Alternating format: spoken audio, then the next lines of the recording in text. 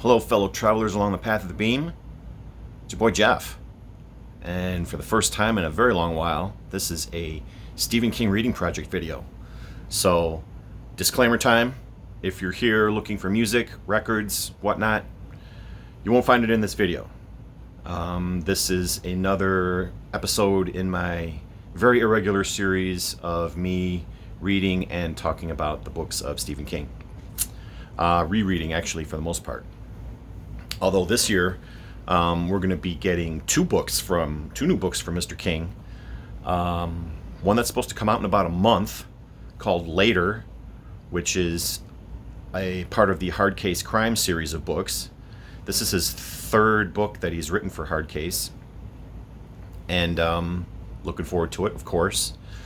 And in general, I've read probably 5 or 6 other non-King hard case crime books over the years, and they've all been pretty decent.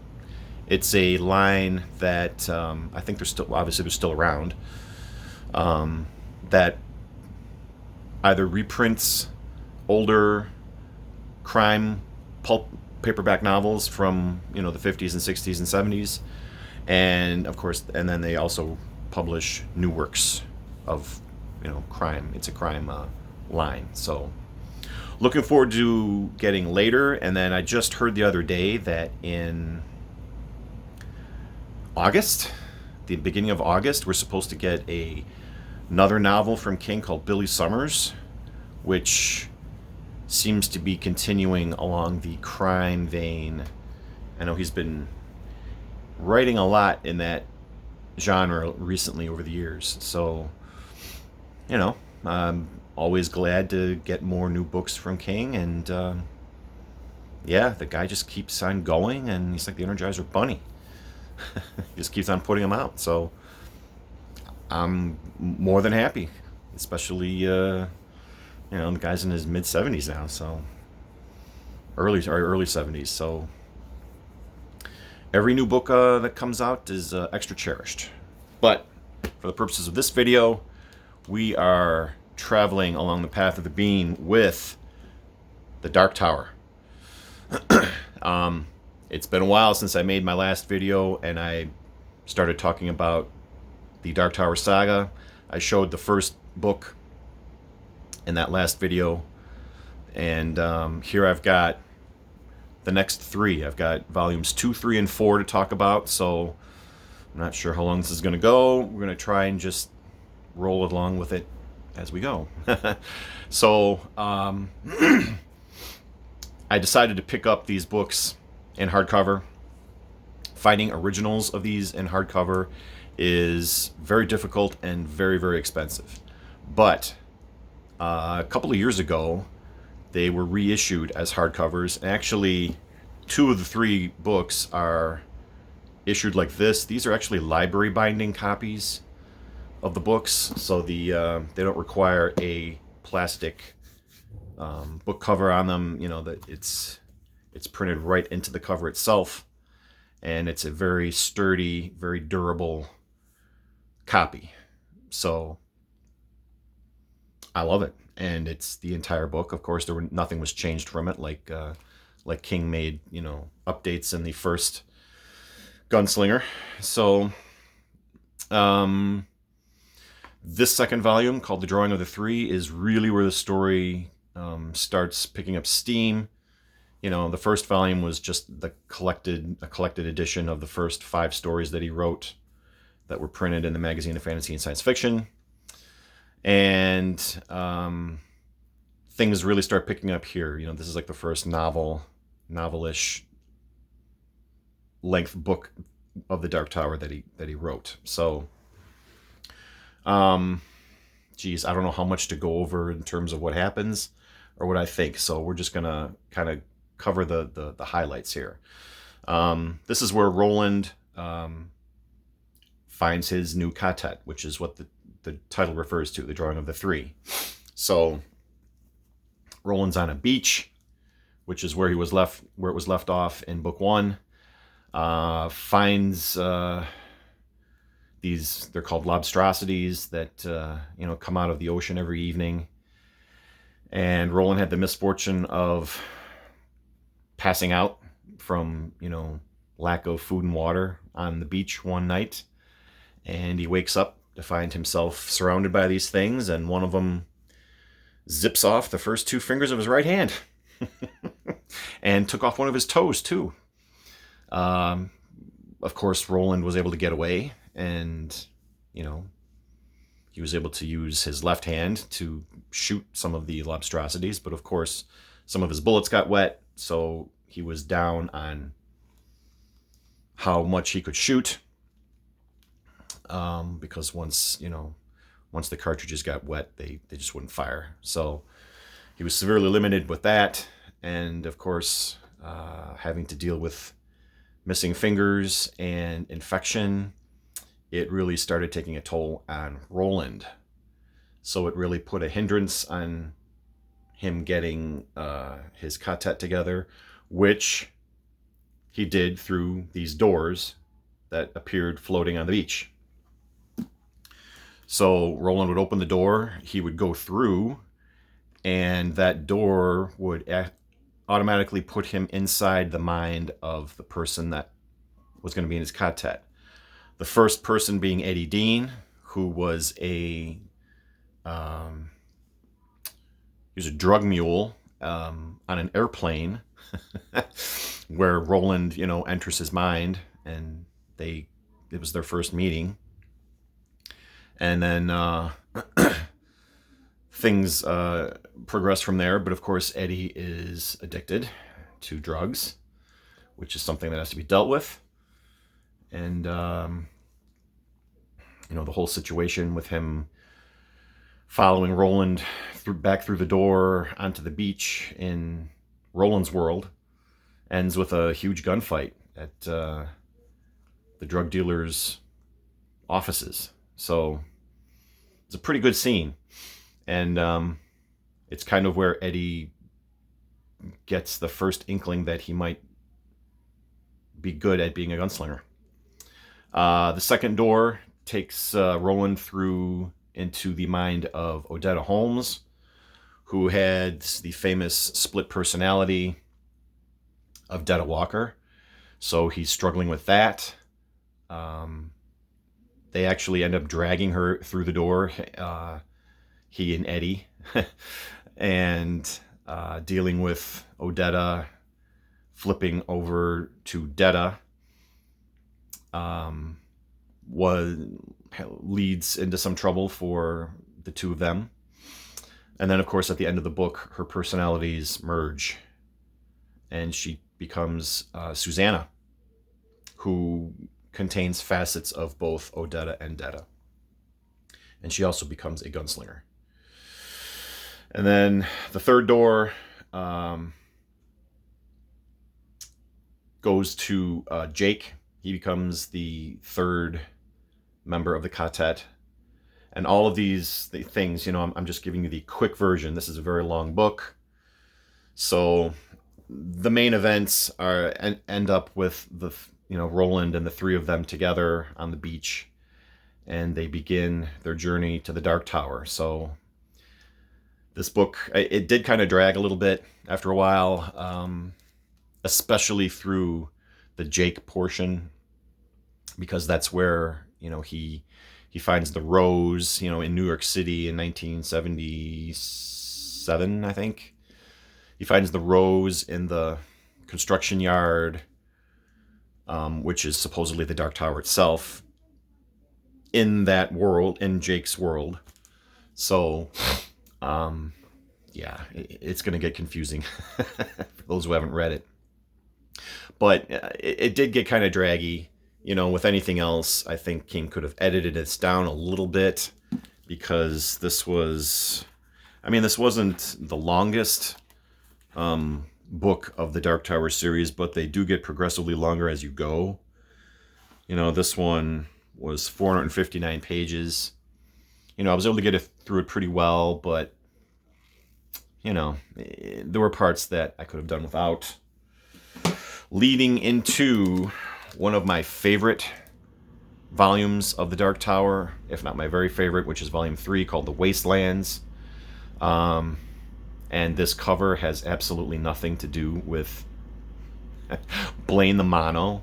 I don't know why this was put on the cover like that, because for those of you who know, Blaine is a monorail, and it's looks nothing like this, you know, steam belching, pollution belching steam engine locomotive with the Death's Head on it. They missed the mark with this cover, needless to say. This is also a library bound edition, and this one was a lot longer than volume 2. You know, this one we're going into like 600 pages. I was able to get through these books relatively quickly. You know, they held my interest long enough for me to keep going. And I was enjoying the reread because, you know, I read these originally when they came out. You know, this one came out in 1991. And it was, you know, it was a good book. Roland and his quartet, you know, continuing the path of the beam, they come across the giant bear Shardik, who was one of the guardians of the beam, you know, that was breaking down. And they actually, Roland shows them how to find the beam to keep them on the path, you know, the straight path to the Dark Tower. Geez. I mean, there's a lot of pages, but things happen very slowly in the Dark Tower. And things get progressively slower as you go, which leads me to my theory on the Dark Tower, which I'll get to. But ultimately, they get to the town of Tull, and they come across.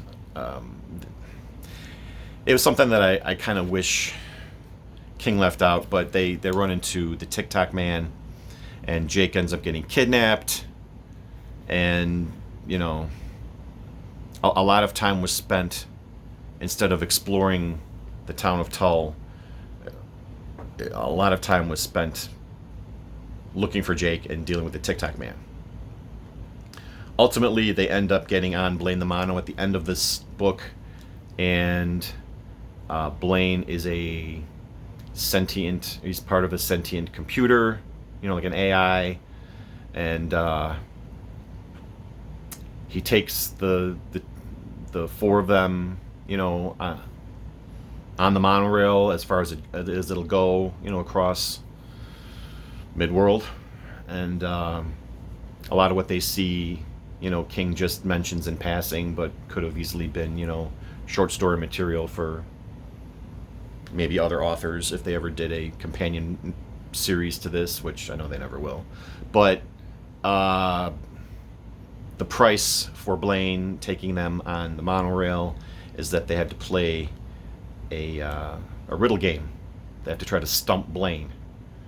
And this book actually ended on a cliffhanger, which was kind of unusual for King, you know, to just end the book on a cliffhanger like that, especially since it took, you know, 6 years for Volume 4 to come out. This came out in 1997. So I was one of the real-time readers of The Dark Tower. These days it really doesn't matter, but for those of us who anxiously awaited every new volume of the Dark Tower saga, it was a really, really long wait to find out the resolution to the Blaine story, which happens in like the first 100 or so pages of this book. And then they get to Kansas, a town in Kansas, and it's got a thinny in it, which is a weak spot among the different worlds that King is introducing in, you know, the theme of alternate universes. And there's a little shout out to the Stand. I know the quartet finds an old newspaper that mentions the Captain Trips virus, and it just started, and they kind of Roland explains to them the concept of the thinny, you know, and how it, you know, it's just basically a very thin spot in the boundaries between dimensions, and how destructive it could be. So the town, or at least parts of the town, they think came from a different alternate reality, which was where the stand took place. So that was kind of neat. But the vast majority of this book, and this was really the longest, not toughest read, but it really started bogging down because of the flashback, the long, very, very long flashback story that Roland told to his quartet of when he was a teenager still hadn't even gotten his guns yet, wasn't really a full-blown gunslinger yet. And it's his story of how he met Susan Delgado, which was the love of his life, and what happened in the town of Magus. You know, and then you've got the big coffin hunters, and it turns into this whole other story of, you know, how Gilead fell, you know, like what the people who were working against Roland's father, who was the king, you know, basically in Gilead. It really dragged. I know a lot of people love this volume, and it's their favorite in the whole series. I liked it, but man, it was a slog to get through, especially as, you know, you're flipping page after page, chapter after chapter, and literally nothing is happening. The pace is so slow until you get to the very end, which is, you know, a theme among King. Until you get to the very end, and then the payoff is really good. But boy, getting there is just... It became a slog. And by the time I was done with this one, I knew this was probably as far as I was going to go with my Dark Tower reread for now. I planned on at least trying book 5 or doing the Wind Through the Keyhole, but I think I'm going to put that on the back burner. I think I'm going to read some other stuff by him instead. It's not my favorite, but compared to some of the later volumes in the Dark Tower saga, it's pretty good. It's really good. It's probably, I would say probably the Wastelands is my favorite. This would be maybe number 2 or 3. But still, King could have condensed this down a lot. A lot. Here's a picture of the back of the man himself, circa 97. This is a UK edition that I found at a Half Price Books. You know, I just happened to walk down the King aisle, and I just saw it there, and this is really what inspired me to get the other 3 books, the first 3 in hardcover too. But boy, oh boy, it's a very, very long story. So just be warned. But like I said, a lot of people really love this. A lot of people, it's their favorite volume, and that's cool. You know, I understand it, but when I was reading it, it just felt like I was in quicksand. I just wasn't getting anywhere. And I just kept sinking further and further into the book until finally we got to the end when things happen. But, you know, it is what it is. Probably haven't done justice to those 3 books. You know, we're already closing on 19 minutes here. But overall, I enjoyed what I read. It just felt like, and this is my theory of King in the Dark Tower, it felt like he just did not know where he was going or what the characters are going to do until he was actually typing it out. I know he famously doesn't work with any kind of outline or anything like that when he writes. He just basically kind of gets in the zone and just follows wherever his brain goes to get stories like that. But I think being a little more organized and having an overall direction, you know, having the characters get to a certain point, you know, in each book, I think would have been very helpful. Because from my memory, book 5 was a lot like book 4. It was just a very, very long flashback of Father Callahan, which, you know, was interesting, but it didn't seem like it belonged in a Dark Tower book. It could have been like a companion volume, like I was saying. I wish he'd done that. I wish he'd done companion volumes to these main Dark Tower books, you know, to just give you little short stories here and there about his world or different characters or things like that. And that's really where I think the Father Callahan flashback belonged instead of in the main, you know, book 5. But that's just my opinion. In any case, yeah, I spent a couple months reading the Dark Tower exclusively, and I don't want to risk burnout. So for that reason, I'm setting them aside for now, and I'm going to read. I've read a couple of other non-King books over the last month or two. Speaking of the fantasy and science fiction, I read these kind of in-between books just as like a palate cleanser. So I'm a couple years behind. As you can tell, this is the May-June 2019 issue of FNSF. So yeah, I'm a little behind, but I have a lifetime subscription, so I get them every 2 months. And I read the new Obama book. I'm not getting political, but that was a very interesting read, but I won't get into that here. When I do plan on returning to King shortly, and I'm going to do it with this book here, Skeleton Crew. This was his short story collection that came out in 1985. It was his second collection. There's a picture of the man, circa 1985. And I'm not really going to read the entire book cover to cover. There were a couple stories in here that I know I wanted to reread, like The Mist. I wanted to reread that. That's really a novella. That's like the longest story in the book.